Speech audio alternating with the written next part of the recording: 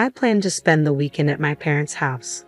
When my husband suddenly declared it was my parents' 40th wedding anniversary, I asked him if everything was okay. I figured I should celebrate with them. I said, "Really? Then I should go too, right?" I considered it but replied, "It's their anniversary, not a birthday. I feel bad dragging you away from your busy work schedule."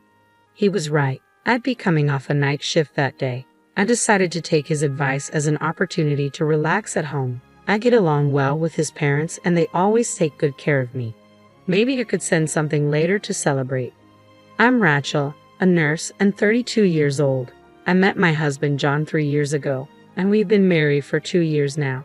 It feels like we've been together for a long time, but nothing compared to his parents' 40 years. John's parents have a beautiful relationship, always going out together and even holding hands while taking walks. I look up to them, especially since my own parents are divorced. I've always dreamed of having a similar kind of relationship with my husband. One Friday night, John came home with bags full of groceries. "I'm cooking at home tomorrow," he announced. Cooking is his hobby and he's quite good at it. While I tend to focus on whether something is edible, John relentlessly pursues the deliciousness of food. We usually take turns cooking, and John's meals are always delicious. Of course, he uses quality ingredients. The worst part is he always leaves me to do the dishes, not just the dishes but the pots and pans too. I've asked him to not just cook but also do the dishes, but he never seemed to listen. "Don't leave the dishes for your mother to take care of, okay?" I reminded him, not wanting to burden his mother on such a special day. He brushed it off casually, saying, yeah, as if he didn't take it too seriously, which left me feeling slightly irritated. I asked him to say hi to his parents for me and started getting ready for my night shift. The following day, after my shift, I was woken up by a call on my cell phone. It was from my father-in-law. This was unusual because my mother-in-law is usually the one to call. As I answered the phone, I heard my father-in-law's frantic voice on the other end. "Rachel, my wife has collapsed. What should I do?" "What?" I jumped out of bed and asked for details. Apparently, she suddenly collapsed and it seems she has a fever. It's been pretty hot out, so it could be a heat stroke. She was only half conscious, he explained. I told him to call an ambulance and let me know where she would be taken. I decided to drive to my in-laws' house, which is about a 40-minute drive from my home. I attempted to reach my husband by phone, but he didn't answer or return my calls. Just as I started to give up, my father-in-law called again. It was as I suspected. My mother-in-law had suffered a heat stroke and was rushed to the hospital.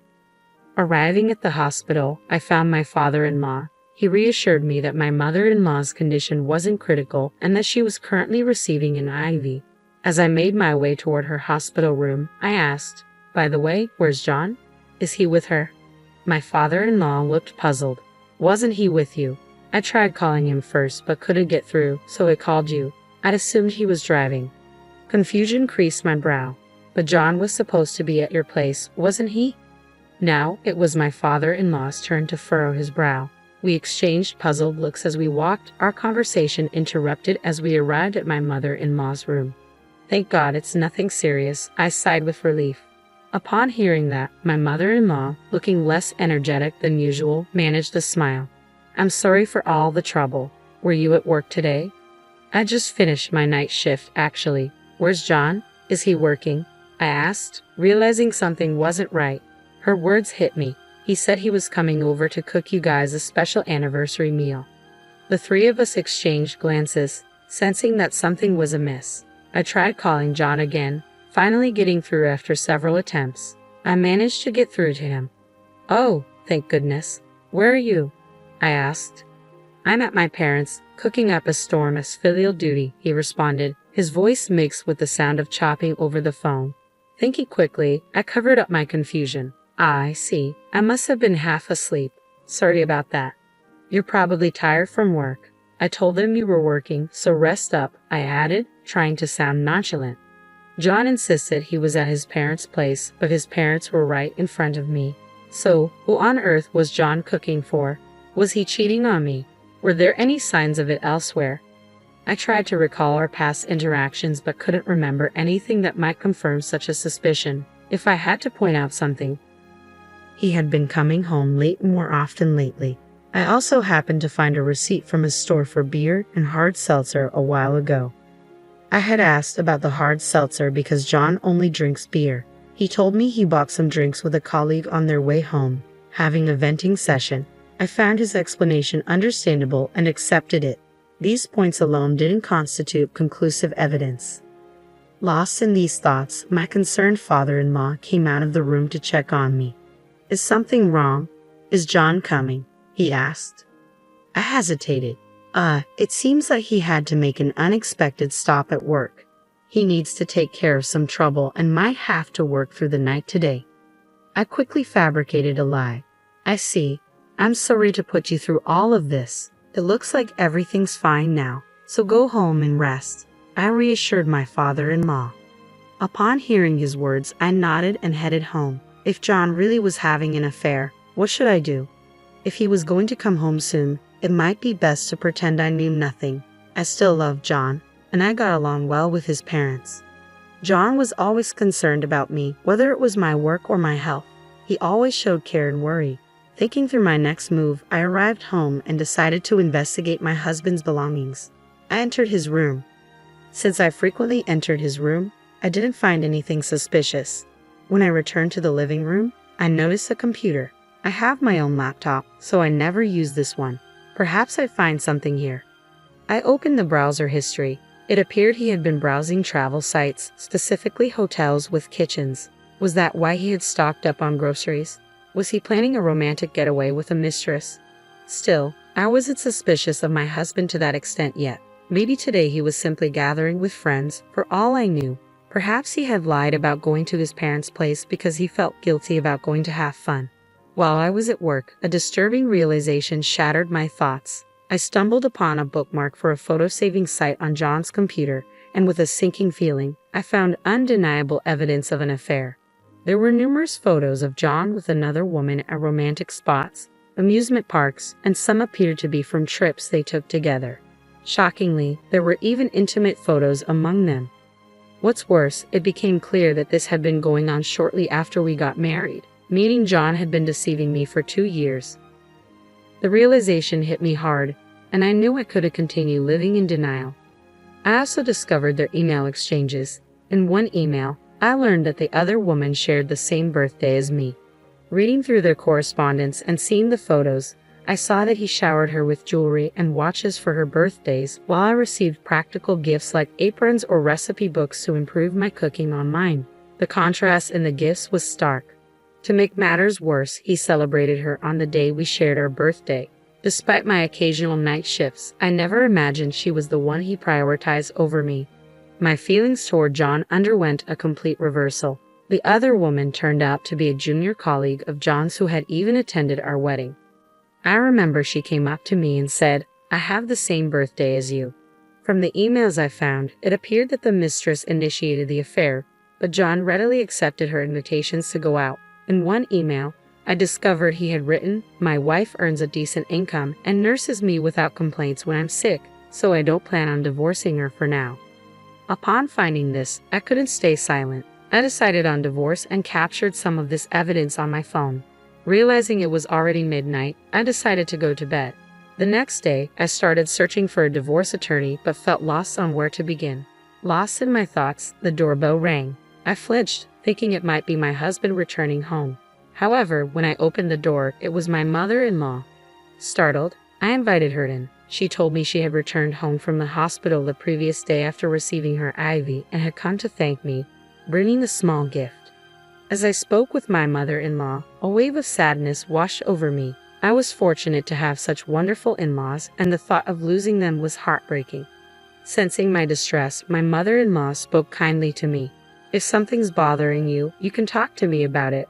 Moved by her words, I couldn't hold back. I poured out everything to her. When I finished, I worried she might be angry at what I had said about her son. "Is that true?"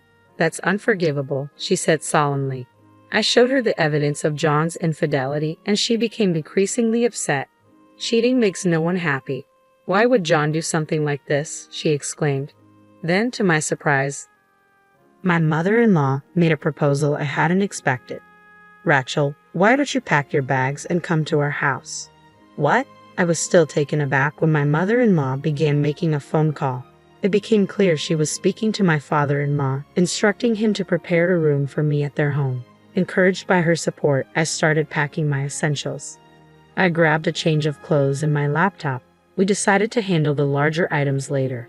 After loading my bag into my car, my mother-in-law joined me, and we drove to their house where my father-in-law welcomed us. In the living room, there was a woman I didn't recognize. I soon learned she was a lawyer my father-in-law had contacted at my mother-in-law's request. In situations like this, you have to act quickly, my father-in-law remarked, looking satisfied with himself. In front of my in-laws, I explained to the lawyer that I wanted a divorce and intended to seek alimony. I struggled to keep up with the sudden twists of events, but expressing my intentions gave me a newfound sense of determination. The realization that I was being treated like a cash cow by my husband and his mistress made my blood boil, and even his own parents were furious at his behavior. That night, I received a call from home. "Where are you?" I dropped my cell phone in water and couldn't contact you. "Sorry." John's voice came through. The sound of his voice only fueled my anger. "I've moved out. It's up to you whether you want to stay or move out. I'll collect the rest of my belongings by the end of the week." John started to panic. "What? What are you talking about? What's happening?" His words did nothing but increase my fury. "You've been cheating on me, and now you're asking what's happening." John, appearing confused, began to babble, asking how I found out. That was when my mother-in-law took the phone from me. "Come home immediately," she commanded. "Huh? Mom, what?" I was bewildered, but ignoring my confused husband, I hung up the phone. Less than an hour later, John arrived at his parents' house. "Rachel, what's going on? Why are you here?" he asked urgently as he rushed inside, hastily opening the door. "How did it feel to cook homemade meals for your mistress in a hotel with a kitchen?" I confronted him coldly. John went pale at my words. "How did you have the nerve to say that? We were going to celebrate your parents' 40th anniversary with a homemade meal. You had the audacity to go on trips with your lover while your mother was in the hospital. What happened to Mom then?" I accused, my anger unabated. At that moment, John's father emerged and started yelling. "Your mother was taken away in an ambulance. I called you several times. You're not welcome in this house after today. Once we're done talking, don't ever show your face here again. I want you to return the car you drove here. It's still in my name," John's father demanded, snatching the car keys from him. Knowing how inconvenient it would be for John to lose his commuting option, I felt a bitter sense of satisfaction. My mother-in-law emerged, her voice filled with anger. "We know everything about your shameful affair. Your father and I are on Rachel's side. With our lawyer already gone, I directly expressed my intention to get a divorce." John's face turned pale as he panicked. "Divorce? We can't. I always help with household chores. I even cook." His desperate reaction made me sigh. "Helping out with household chores? You mean taking out the trash or putting away laundry? You don't even know how to use the washing machine. Have you ever cleaned the bathroom or the toilet?" "But I cook," John insisted. His words made me snap. "You claim to cook, but cooking is complete when you clean up afterward. You buy fancy ingredients, cook, and then act all smug, saying, 'Isn't it delicious?' Of course it's delicious. Shouldn't you consider the food expenses when cooking?" John, obviously irritated, retorted, "Ha, my dishes taste way better than yours. Cleaning up is easy. It's the cooking that's hard. Just yesterday, my girl told me everything was delicious." He was clearly referring to his mistress. Of course, in a hotel kitchen, you don't have to worry about cleaning up. She got to enjoy the expensive food you bought with your money, so of course she thought it was delicious. John, not liking my tone, snapped back, "Fine then, let's get a divorce or whatever. I'm done with you." He stormed out of the house. With his car keys taken away by my father-in-law, he reluctantly started walking. He looked pathetic from the back. The following day, I began making arrangements for the divorce, feeling a mix of relief and determination. I closed the bank account from which our living expenses were withdrawn. I wasn't going to pay rent or utility bills with my money anymore.